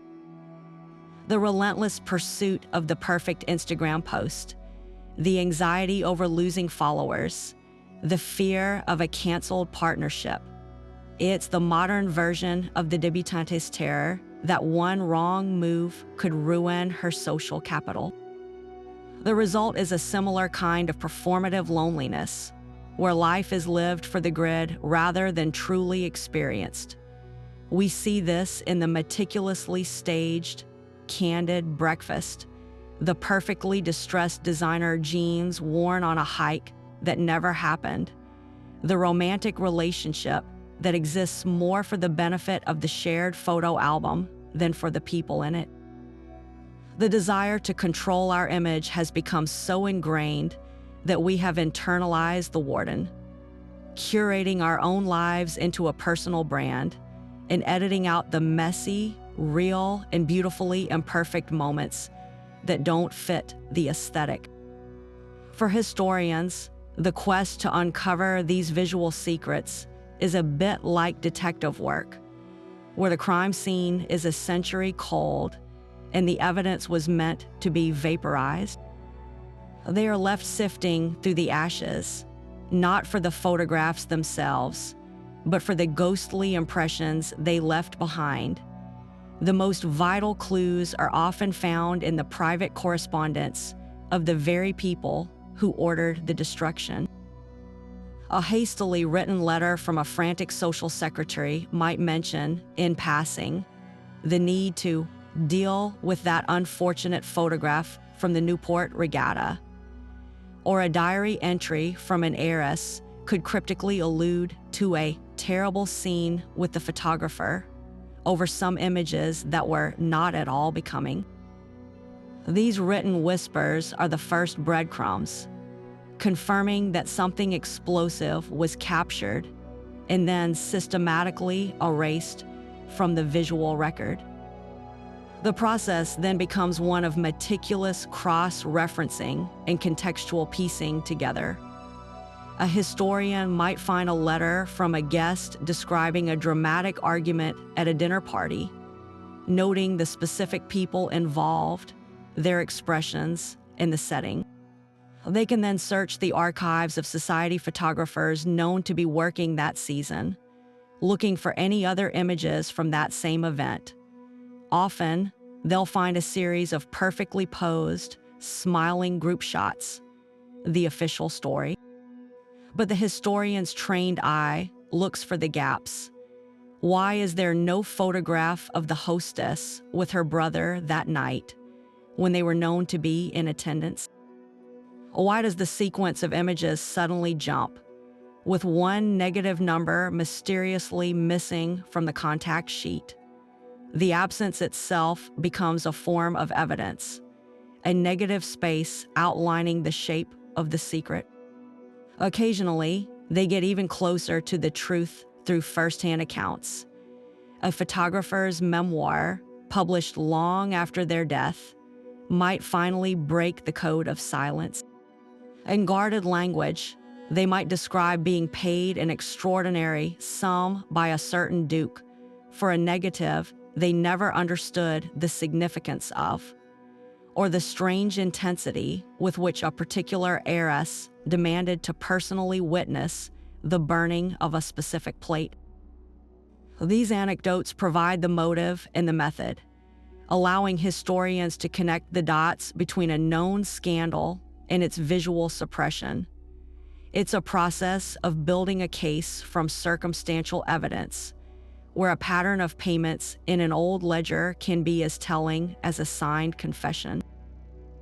The Holy Grail, of course, is the rare surviving print that somehow slipped through the cracks. These are not found in national archives or museum collections, but in the most unexpected places. A historian might be going through a box of unsorted ephemera from a forgotten estate sale and find a photograph tucked inside a book, its significance initially lost. It could be a picture of a famously devoted couple sitting far apart on a garden bench, their body language screaming of estrangement despite the sunny setting. Another might be discovered in the personal album of a lesser-known guest, a snapshot taken for their own memories that accidentally captured a forbidden romantic glance in the background, a moment the official photographer would have been instructed to avoid. These surviving images are like fossils, providing direct, incontrovertible proof of a reality everyone was paid to forget. When a physical photograph doesn't survive, historians often turn to the power of description. A vivid account in a gossip column, for instance, might describe a controversial photograph in stunning detail before it was pulled from publication by legal threats. While the image is gone, the written word preserves its content, allowing us to mentally reconstruct the scene. This forces the historian to become a visual interpreter, translating a journalist's florid prose back into a conceivable image, understanding the social codes and sartorial details that made the photograph so scandalous in its time. It's an imperfect process, but it rescues these lost moments from total oblivion, ensuring that the stories behind the forbidden images continue to be told, even when the pictures themselves are lost to the flames. In the end, the grand portraits that defined an era, the Vanderbilts shimmering in pearls, the Marlboroughs standing stiffly before their palace, were not photographs at all in the truest sense. They were visual contracts, agreements between the powerful and the artists they hired to sell a magnificent lie. These images promised a world of effortless elegance, of inherent superiority, and of lives so charmed that not a single hair could be out of place. They were the proof that money could buy not just things, but perfection itself, and for decades, the world largely agreed to believe what it saw. But the real story, the infinitely more compelling human drama, was always happening just outside the frame. It was in the negative that was hastily scratched, the glass plate that was snapped into, the strip of film that curled into ash over a candle flame. These forbidden images held the truths that threatened the entire illusion. The clandestine romance that proved love could be more powerful than duty. The heir's moment of rebellion that showed the gilded cage was still a cage. The subtle clue of financial decay that revealed the precarious house of cards behind the marble facade. What makes these lost photographs so historically priceless is not their scandalous content, but their breathtaking humanity. An official portrait shows us a title. A suppressed snapshot shows us a person. It captures the loneliness in a duchess's eyes during a ball she never wanted to attend, the genuine laughter shared between two people who were forbidden to be together, the weary slump of a powerful industrialist when he thought no one was looking. These were not flaws to be erased. They were the very essence of these individuals, the authentic emotions that made them real. The enduring legacy of this visual war is the understanding that every image we consume is a choice. The society portrait represents the choice to control, to mythologize, to present life as we wish it to be seen. The forbidden image represents the accidental capture of life as it is actually lived, messy, emotional, and imperfect. For every flawless photograph that survives in a museum, there were likely dozens of more truthful ones that were sacrificed to protect a reputation. This dynamic did not vanish with the Gilded Age. It simply evolved. Today, we are all both the society photographer and the subject, meticulously curating our own digital galleries of perfection on social media. We airbrush our flaws, stage our moments of joy, and present a highlight reel as carefully constructed as any Cecil Beaton portrait. We have internalized the desire to destroy our own metaphorical forbidden images, the unflattering angles, the candid moments of sadness, the pictures that reveal a truth we'd rather keep hidden. And that is the ultimate lesson from this shadow history. It reminds us to be curious about the gaps in the narrative, to question the perfect picture, and to understand that the most valuable stories are often the ones someone tried desperately to burn. The forbidden images of the past urge us to look beyond the curated surface, to seek out the real, unvarnished, and beautifully human truth that lies beneath.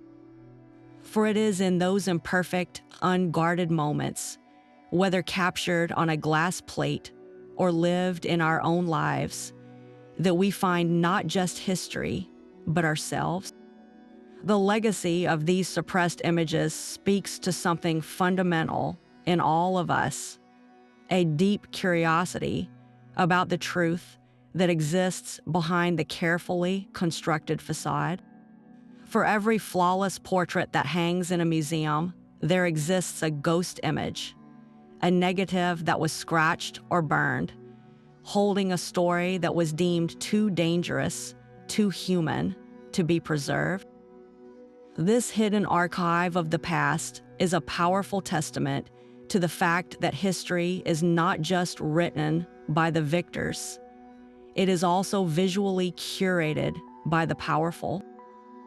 The photographs we are allowed to see were often commissioned to sell a dream, while the ones that were destroyed frequently contained the messy, complicated, and far more relatable reality.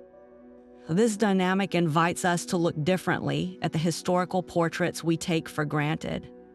When we see a formal image of a Gilded Age heiress, her expression serene and her posture perfect, we can now ask ourselves what the photographer was instructed to exclude.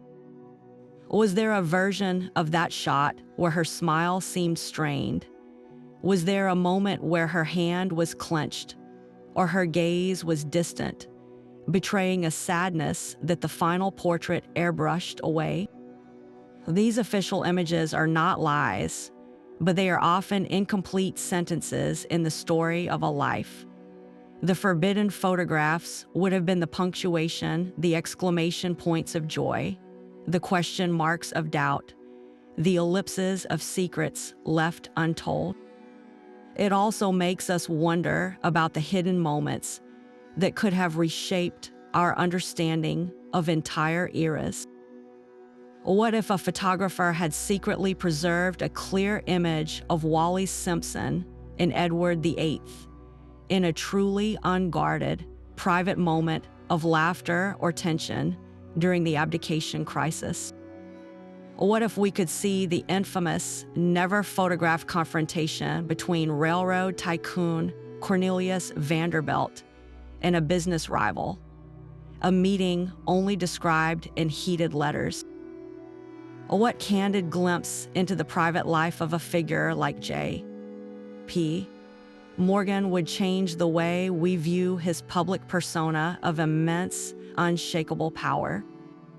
These lost images are the missing pieces in our historical puzzle, and their absence leaves holes that speculation can never truly fill. This isn't just about scandal, it's about recovering humanity. A single surviving snapshot of a young Consuelo Vanderbilt genuinely smiling, perhaps while reading a book from a forbidden author or writing a letter to a true friend, would be worth more than all her official ducal portraits combined. It would give us back the person behind the title, the woman behind the myth. These forbidden images are the key to empathy across centuries, allowing us to connect not with monuments of wealth and status, but with people who experience love, loss, ambition, and fear. Emotions that are universal, no matter how gilded the cage. So we'll leave you with this question to ponder. What hidden moment from history do you wish a photographer had captured? Is there a specific conversation between two famous rivals you would have loved to witness? A private act of kindness from a famously stern historical figure? A genuine, unposed celebration that was never meant for public view? Let us know your thoughts in the comments below. We are always fascinated by the stories you imagine lurking just outside the frame. And if you've enjoyed